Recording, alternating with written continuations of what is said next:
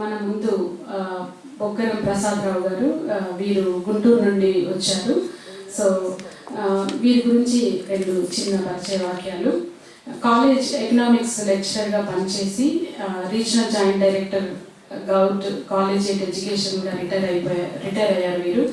వీరి ప్రవృత్తి సాహిత్య సేవ, గ్రంథ పఠనం, తెలుగులో పద్యరచన. రెగ్యులర్గా వీరు టీవీ, రేడియోలో వీరు సమస్య పూరణం, కవి సమ్మేళనం, పద్య, గేయ, దత్తపది, వర్ణన ఇలాంటి అంశాలపై మాట్లాడుతూ ఉంటారు. సో నెక్స్ట్ టైం మాట్లాడినప్పుడు మా సాహిత్య వెనుకకి ఇన్ఫర్మేషన్ పంపించండి, మేమందరం తప్పకుండా వింటాం. తర్వాత వీరు శతకాలు రాశారు 4. హనుమ శతకం, సీతారామ శతకం, చెన్నకేశవ శతకం, సుమాంజలి శతకం రాశారు. తర్వాత ఆంగ్ల అనువాదం కూడా చేశారు ఒక పుస్తకం. 2015లో వీరికి magulf.com నుంచి ఉగాది పురస్కారం అందజేశారు. వీరు అవధానాలలో పృచ్ఛకులుగా కవి సమ్మేళనంలో పాల్గొంటూ ఉంటారు. వీరిని వేదికపైకి ఆహ్వానిస్తున్నాను. వీరు మనకి ఈరోజు కొన్ని పద్యాలపై మాట్లాడుతున్నారు.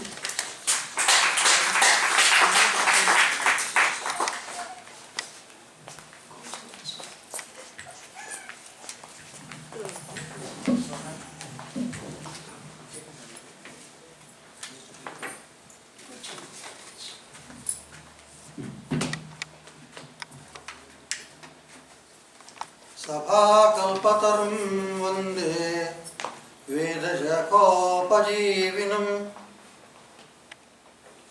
శాస్త్రపుష్పసమాయుక్తం విద్వద్భ్రమరసోభితం సభాయే నమః.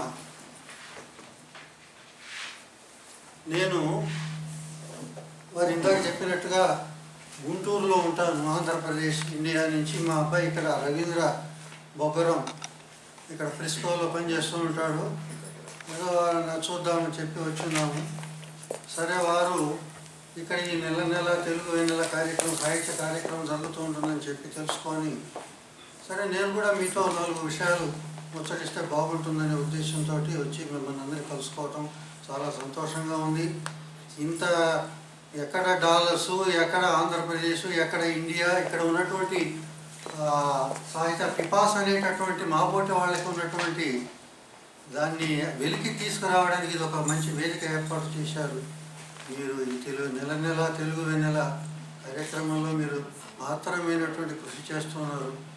ఆ వాగ్దేవి యొక్క కరుణ వల్ల ఇది 3 పూలు 6 కాయలుగా భాసిల్లాలని, ఇంకా ముందు అనేకమైనటువంటి కార్యక్రమాలు చేయాలని చెప్పి కోరుకుంటూ ఉన్నాను. నా గురించి వారు ఇందాకనే నా మంచి మాట నాకు చెప్పారు, కృతజ్ఞతలు. నేను ముఖ్యంగా ఇప్పుడు ఎక్కువ వ్యవధి నిర్ణయం తీసుకునేటటువంటి అవకాశం లేదు.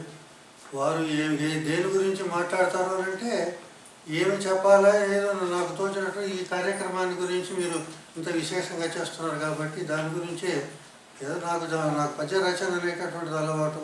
అందువల్ల 4 పద్యాలు చదివి వినిపిద్దాం కదా అని అనుకున్నాను. మరి ఇటువంటి కార్యక్రమాలను నేను పాల్గొనటం అనేటటువంటిది నాకు ఈ అవకాశం కల్పించినటువంటి నెల తెలుగు వెన్నెల వారికి కృతజ్ఞతలు తెలుపుకుంటూ నేను 4 పద్యాలు చదువుతున్నాను ఈ కార్యక్రమాన్ని గురించి. ముఖ్యంగా శీర్షిక శుభకామన. మొట్టమొదట ఈరోజు ముఖ్య అతిథిగా విచ్చేసినటువంటి నరసింహాచార్యులు గారి గురించి ఒక పద్యం. నరసింహాఖ్యుని పూజ్యుని విమల గణ్యప్రాభవున్ సన్నుతున్ పరమాసక్త మృదోక్త సల్లలిత సంపద్వాక్ విధాసాధకున్ సరసోత్తుంగ విశాల విశ్వతపసి స్వారస్య సంజాత ధీవరు పాండిత్య ధురేణు రాముడుగు తేవంగొల్తు సద్భక్తితోన్ నెల వెన్నెల నిరుపమానందమై సరికొత్త సంగతుల్ మురుసూప అలనాటి సక్కవులు ఆవిష్కరించిన మధురోహలను జోగి మదిరహింప అద్యతనాంధ్ర విద్యాగంధముల్ శోక సాహితీ ఘుమఘుమల్ సాగిపోవ ఆంధ్రవాణీమణి అమృతోన్నత దివ్య పదముల సేవనా భాగ్యమబ్బ దూరదేశాల డాలసు చేరి కోరి మహిత టాంటెక్సు నెలగొల్పి మనసు తీర కావ్య రసపాన సత్కళా కలితులగుచు ప్రవిమలంబుగనున్న సద్భావ విధులు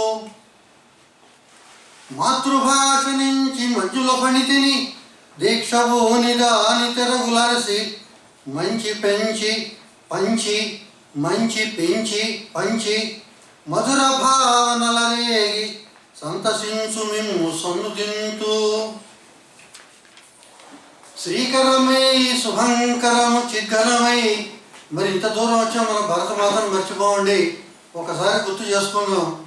ఆ తల్లి శ్రీకరమై శుభంకరము చిద్ఘనమై ఘన సంస్కృతి ప్రభా శ్రీ కలితాంతరంగై చెన్నుగమేటిగ లోకపూజ్యయౌ ప్రాకట భారతంబ పద పంకజ కంకణ కింకిణీ ధ్వనులు వీగగమ్రోగి మీరలిట పేర్మిని మోదమునందుగావుతన్.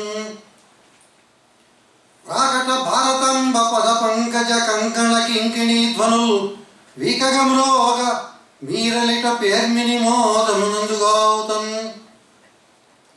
మధుర సాహిత్య సౌహిత్య మార్ధవములు కమ్ర రసగాన రుచిర సత్కావ్య ఝరులు పొంగి పొరలగ మధురిమ చంగలింప సోమనస్కులు కొండు రసజ్ఞులారా. జయము నెల నెల వెన్నెల సంఘమునకు జయము ట్యాంటెక్సు సభలకు జయము జయము. జయము నెల నెల వెన్నెల సంఘమునకు జయము ట్యాంటెక్సు సభలకు జయము జయము. జయము తెలుగున కనయము జయము జయము. జయము సర్వులకును దిగ్విజయము జయము. స్వస్తి.